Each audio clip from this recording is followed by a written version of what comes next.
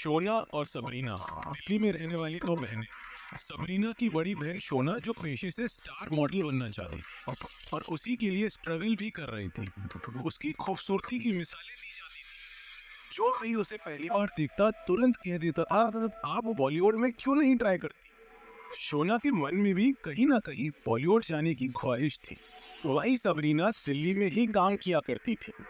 29 अप्रैल 1999 की सुबह की बात है। सबरीना को ऑफिस के लिए छोड़ते हुए शोना ने कहा कि आज शाम को टेमरिंड कोर्ट रेस्टोरेंट आना, दोनों मजे करेंगे। सबरीना ने भी हाँ में इशारा कर दिया, लेकिन सबरीना को अंदाजा भी नहीं था कि ये उसकी बहन की आखिरी शब्द।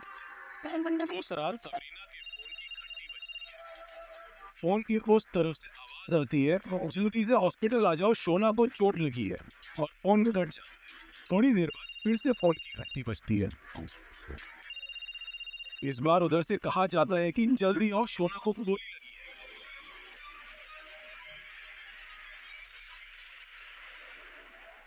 जो शोना गोली की शिकार हुई थी उसका नाम जसिका लाल था। और आज हम जसिका लाल मर्डर केस की कहानी से रूबरू हो। दिल्ली के कुतुब मीनार के करीब ही एक टेमरिंड कोर्ट नाम का एक रेस्टोरेंट हुआ करता था। इस रेस्टोरेंट की मालकिन ब्रिटिश नागरिक बीना रमानी और उसके पति हुआ करते थे। मई के महीने में बीना के पति को 6 महीने के लिए कनाडा जाना था, इसलिए 29 अप्रैल 1999 को बीना रमानी ने एक पार्टी ऑर्गेनाइज करने का फैसला किया। वैसे तो हर थर्सडे इस रेस्टोरेंट में दारू शराब की पार्टी हुआ करती थी, जिसे रेस्टोरेंट वालों ने थर्सडे ब्लूज का नाम दिया था। जसिका लाल और बीना रमानी के बीच दोस्ती हुआ करती थी, इसीलिए बीना ने जसिका को थर्सडे की पार्टी का इनविटेशन भी दिया और बारटेंडरिंग का काम भी उसे दे दिया। जसिका को पैसों की जरूरत रहती थी तो उसने भी काम के लिए हाँ कर दिया। जसिका के साथ मॉडल शैन मुंशी को भी शराब सर्व करने का काम दिया गया था। रात के 8 बज चुके थे, पार्टी शुरू हुई। दिल्ली के अमीर लोगों का आना जाना शुरू हो चुका था। इसी पार्टी में मुंबई से भी काफी लोग आए हुए थे। नाच गाना चल रहा था। जसिका और शैन मुंशी भी अपने काम में लगे हुए थे। जसिका की नजर अपनी बहन की तलाश कर रही थी, लेकिन ऑफिस के काम की वजह से वो आ नहीं पाई थी। बहन के बिना जसिका का ज्यादा मन तो नहीं लग रहा था, लेकिन फिर भी वो अपनी कमिटमेंट की वजह से वहां रुकी हुई थी। देखते ही देखते रात के 12 बज जाते हैं। काफी लोग पार्टी से जा चुके थे। जसिका भी अपने काम को खत्म करने की कोशिश कर रही थी। तभी पार्टी में एक शख्स और उसके 3 दोस्तों की एंट्री होती है। इस शख्स का नाम सिद्धार्थ वशिष्ठ उर्फ मन्नू शर्मा था। मन्नू शर्मा ने ऑलरेडी काफी शराब पी रखी थी। बता दें कि मन्नू शर्मा हरियाणा के कांग्रेस नेता विनोद शर्मा का बेटा है। उसके साथ यूपी के बाहुबली नेता डीपी यादव का बेटा विकास यादव भी था। वही विकास जिसने आगे चलकर नीतीश कटारा की हत्या की और बाद में उसके लिए जेल की हवा भी खाई। अब तक रात के 12:30 बज चुके थे। जसिका भी अपना काम खत्म करने की कोशिश कर रही थी। तभी बार में मनु शर्मा आता है। मनु को पता था कि शराब की सर्विंग बंद हो चुकी है, लेकिन फिर भी उसने अपनी धौस दिखाने के लिए जसिका से एक पैक शराब मांगा। जसिका ने भी मनु को घड़ी की टाइमिंग दिखाते हुए कहा, सर शराब खत्म हो गई है। मनु को लगा कि उसे कोई शराब कैसे मना कर सकता है। उसने फिर कहा, मुझे शराब चाहिए, लाकर दो। जसिका ने भी फिर से मना कर दिया। इसके बाद मनु ने जसिका को कुछ पैसों का रौब दिखाते हुए शराब मांगी, लेकिन जसिका के ऊपर पैसों का रौब भी नहीं चला। उसने फिर से शराब देने से मना कर दिया और कहा, नहीं है शराब तो कहाँ से दे दूं। ये सुनकर मन्नू को गुस्सा आ गया। उसे लगा कि दोस्तों के सामने उसकी बेइज्जती हो गई है। उसने गुस्से में .22 कैलिबर की पिस्टल निकाली और हवा में एक राउंड फायर कर दिया। लेकिन फिर भी जसिका को उससे डर नहीं लगा। ये देखकर मन्नू को और ज्यादा गुस्सा आ गया और बिना कुछ सोचे जसिका की आंखों के सामने पिस्तौल ताक दी। कोई कुछ समझ पाता कि उससे पहले ही मनु शर्मा ने जसिका लाल के सर पर गोली चला दी। जसिका वहीं गिर पड़ी। पार्टी में लोग इस कदर नशे में डूबे हुए थे कि कुछ देर तक तो किसी को समझ ही नहीं आया। ये देखकर मॉडल शैन मुंशी घबरा गया। वो चिल्लाया कि जसिका को गोली मार दी। ये कहते हुए वो बाहर की तरफ भाग गया। बीना रमनी जसिका के पास पहुंचती है और मन्नू शर्मा को देखते हुए कहा कि तुम कौन हो और पिस्टल लेकर पार्टी में क्यों आए? मनु शर्मा ने कहा कि मैंने गोली नहीं मारी। ये कहते ही अपने दोस्तों के साथ वहां से वो भाग गया। जसिका को हॉस्पिटल पहुंचाया गया, लेकिन तब तक उसकी मौत हो चुकी थी।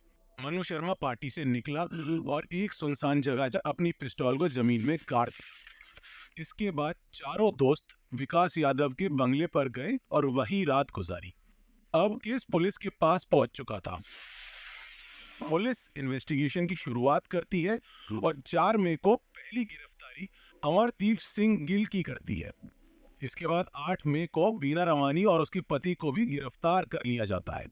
बीना रमानी के ऊपर इल्जाम था कि वो अपने रेस्टोरेंट में बिना लाइसेंस के शराब सर्व कर रही थी।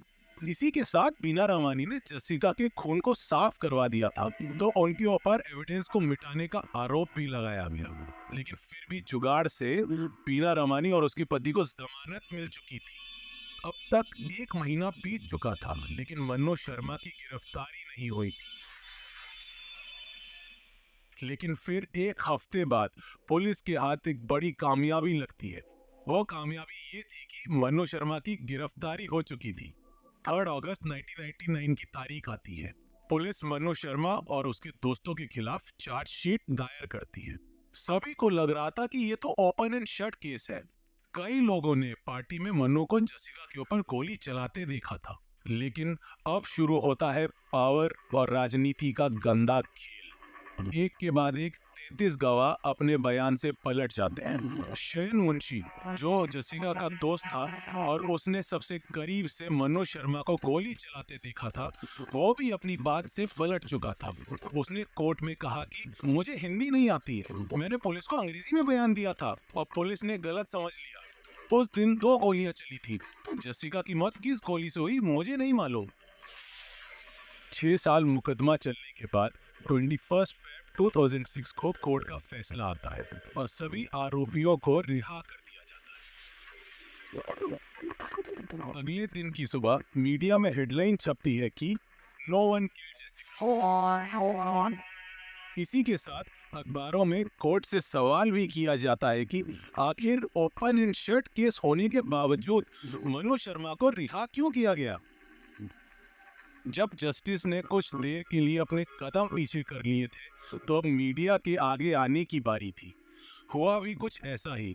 मीडिया ने अपने रोल को काफी अच्छे से निभाया। तहलका मैगजीन ने एक स्टिंग ऑपरेशन किया। इस स्टिंग में शयन मुंशी का झूठ पकड़ा गया। उसने कोर्ट के सामने कहा था कि उसे हिंदी नहीं आती, लेकिन मीडिया के रिपोर्टर्स के सामने वो अच्छी हिंदी बोल रहा था।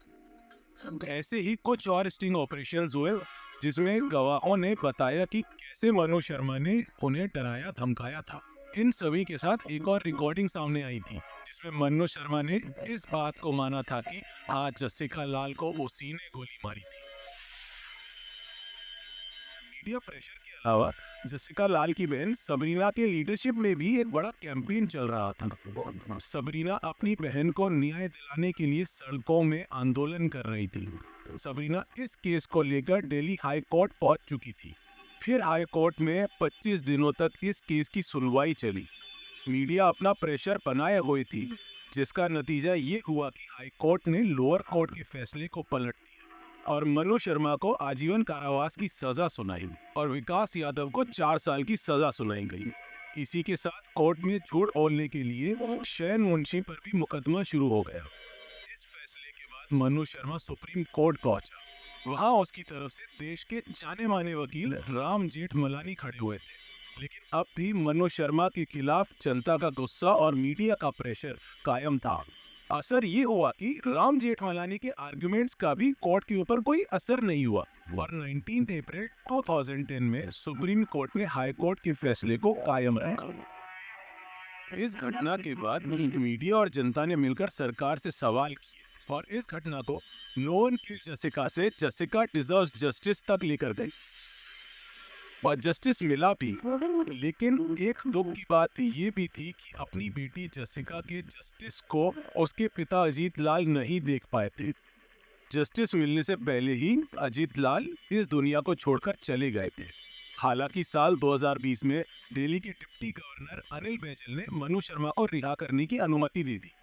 इसके बाद जसिका की बहन सबरीना ने भी एक लेटर लिखकर कहा कि उन्हें अब मन्नू की रिहाई से कोई दिक्कत नहीं है, उन्होंने मन्नू को माफ कर दिया। इसी के साथ सबरीना ने मन्नू को माफ करते हुए लिखा कि हम माफ करने में यकीन रखते हैं।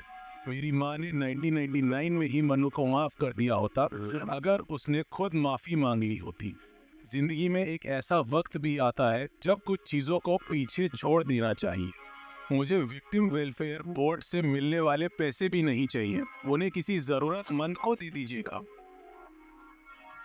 तो फिर बस इतनी सी थी ये कहानी, मदहोशी की, मर्डर की, माफी की, यानी कहानी जसिका लाल की। हम फिर मिलेंगे जुर्म के दुनिया की एक और नई